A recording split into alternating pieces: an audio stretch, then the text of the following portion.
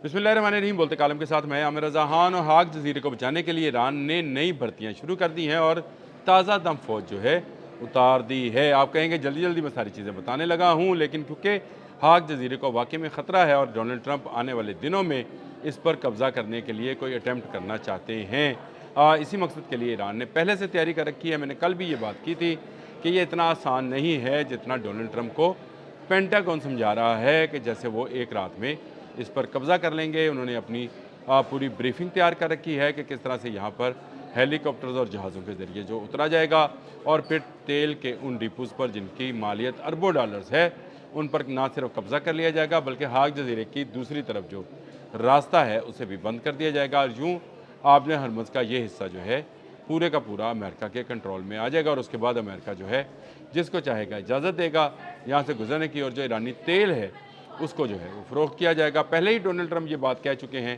कि उन्हें ईरानी जहाज़ पकड़कर बड़ा मज़ा आ रहा है। उसमें लाखों डॉलर मालियत का तेल है और ये एक तरह की बहरी कज़ाकी भी है, यानी वो उस कज़ाकी का ज़िक्र भी कर रहे हैं। ये अलग बात है कि उनको अपने मुल्क के अंदर इस पर बहुत ज़्यादा इस वक्त दबाव का सामना है, क्योंकि इस जंग की उन्होंने इजाज़त ले ली थी। फिर उन्होंने सेनेट में ये बयान दिया कि जंग तो ख़त्म हो चुकी है, तो फिर अगर जंग ख़त्म हो गई है तो किस चीज़ की तैयारी की जा रही है?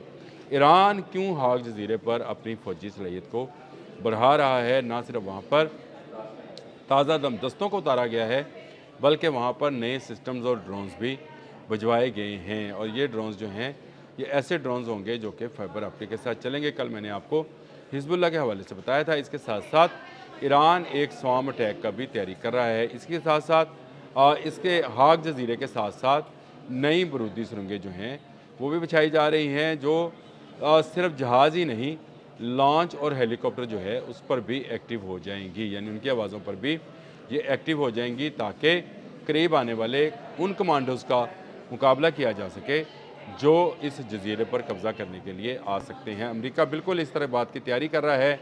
अमेरिका ने अपने ताज़ा दम फौजी दस्ते जो हैं वो पहुँचाए हैं, साजो सामान पहुँचाया है। और हाक जजीरे का डोनाल्ड ट्रंप बार बार नाम भी लेते हैं और आज से नहीं ले रहे, 50 साल से ले रहे हैं। लेकिन दूसरी तरफ ईरान पूरी तैयारी किए बैठा है कि अगर ये जजीरे तक आए तो इनसे कैसे निपटा जाएगा। ये एक बड़ी जंग होगी जो तेल के एक बड़े जहीरे पर कब्ज़े की होगी और इसमें ईरान अपना दिफा करेगा, अमेरिका इस पर हमला आवर होगा और इसमें मुत्तहिदा अरब अमारात भी शामिल होगा। अब आपको समझ आएगा कि मुत्तहिदा अरब अमारात ने चंद ममालिक में, जिनमें लबनान, ओमान, ईरान शामिल है, वहाँ से अपने शहरियों को निकलने का क्यों कहा है। और जो ये मैं बार बार कह रहा हूँ कि सबसे बड़ा अड्डा जो है मुत्तहिदा अरब अमारात में बनाया गया है। यहाँ से अब ईरान पर हमले की प्लानिंग और कंट्रोल जो है यहाँ पर सेटअप किया जाएगा। ओमान और बहरीन से नहीं किया जाएगा, ना ही इराक़ से किया जाएगा, क्योंकि इराक़ में मलेशिया ने इनके तमाम एयर बेसिस को नुकसान पहुँचाया, कुवैत में भी नुकसान पहुँचाया। इसके बाद इनकी नज़रें मुत्तहिदा अरब अमारात तक आईं। मुत्तहिदा अरब अमारात के अमीरों ने सबसे पहले ख़ुद को अलग किया तेल के तमाम ओपेक से, उसको अलग किया तमाम ममालिक को से अपने आप को।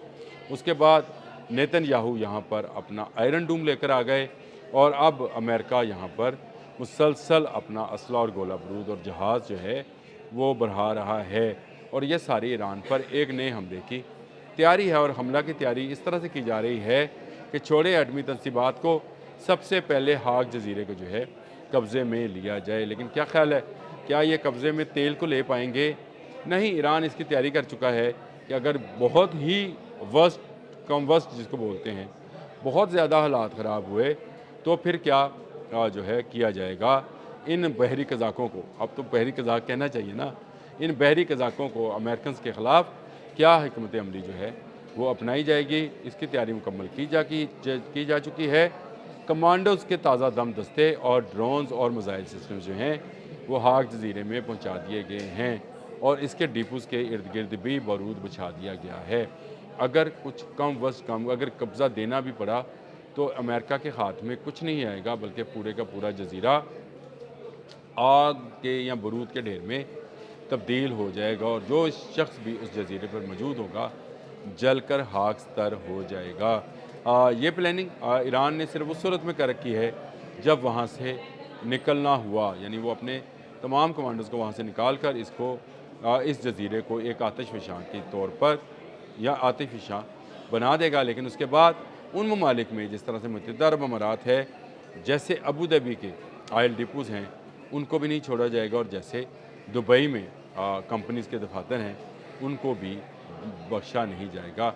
अमेरिका तमाम चीज़ों से कतई नज़र, अमेरिका के सदर डोनाल्ड ट्रंप जो ईरानी मुज़ाकराती टीम है उसको मुसलसल बहकाए हुए हैं। कभी कहते हैं कि उनकी तजावीज़ ठीक नहीं है, तो भाई आप कब्ज़ा करने आए थे, आपको उनकी तजावीज़ मानना पड़ेंगी। आप अपने हरमज़ पे काबिज़ हैं, ईरान का तो आपने हरमज़ है, ईरान और इसके हमसाया ममालिक का हक़ है आपने हरमज़ पे। आप 12,000 किलोमीटर दूर से आए हुए हैं और आप ये चाहते हैं कि आपकी तमाम शराइत मान ली जाए, ईरान शिकस्त तस्लीम कर ले। अगर ईरान शिकस्त तस्लीम कर लेगा तो ईरान मारा जाएगा, इसराइल ईरान को नहीं छोड़ेगा। अगर एटमी साज़ों पर कंप्रोमाइज़ कर लिया गया, अगर रसूदा यूरेनियम जो है वो अमेरिका के हवाले कर दिया गया और तेल के ज़ाहिर जो हैं ये अमेरिका के कंट्रोल में आ गए, तो अमेरिकन फिर जो है किसी को अपनी मर्ज़ी से तेल ले जाने लाने की इजाज़त भी नहीं देंगे और ईरान का तेल भी सस्ते दामों बेचेंगे। इससे पहले डोनाल्ड ट्रंप ये भी कह चुके हैं सऊदी अरब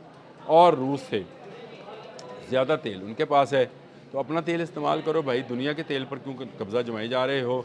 अभी वेनेज़ुएला में आपकी कंपनीज जा रही हैं और आप चाहते ये हैं कि ईरान में भी अमेरिकन कंपनीज जो हैं जाएँ। वो शाह पहलवी का दौर जो है, रज़ा शाह पहलवी का दौर, उसको ये वापस लाना चाहते हैं, जो कि अब शायद मुमकिन नहीं रहा है। ईरानी कौम ने अपनी 40 दिन की जो जंग है उसमें अपनी 50 साला जो कारकर्दगी है वो दिखा दी है कि वो तमाम की तमाम कौम जो है एक होकर अमेरिका के ख़िलाफ़ नबर्द आज़मा है। पासदारानी इनकलाब का जज्बा जो है वो एक मिनट के लिए भी लर्ज़ा नहीं है, बल्कि उन्होंने लर्ज़ाया है। इसराइल तक उन्होंने जो है धमाका करके बताया है कि वो कहीं पर भी कुछ भी कर सकते हैं।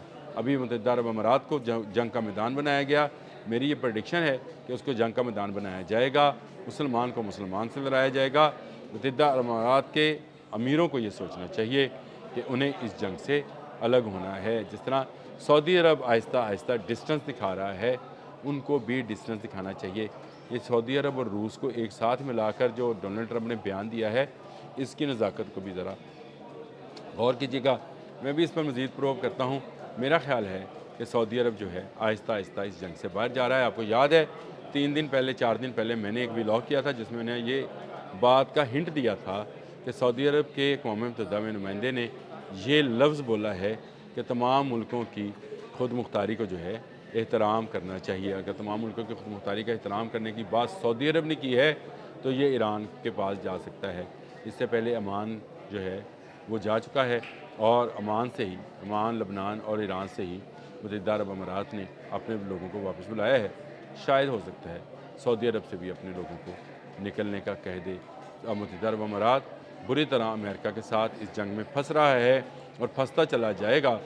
इसके हाथ में भी कुछ नहीं आएगा। अगर किसी के हाथ में कुछ आएगा तो वो अमेरिका और इसराइल होगा, जो खुश हो रहे हैं कि मुसलमान का सरमाया मुसलमान पर लगाया जा रहा है, यानी मुसलमान का सरमाया मुसलमान को तबाह करने पर लगाया जा रहा है। वो चाहे ईरान की तरफ से चले या मुत्तहिदा अरब अमारात की तरफ से।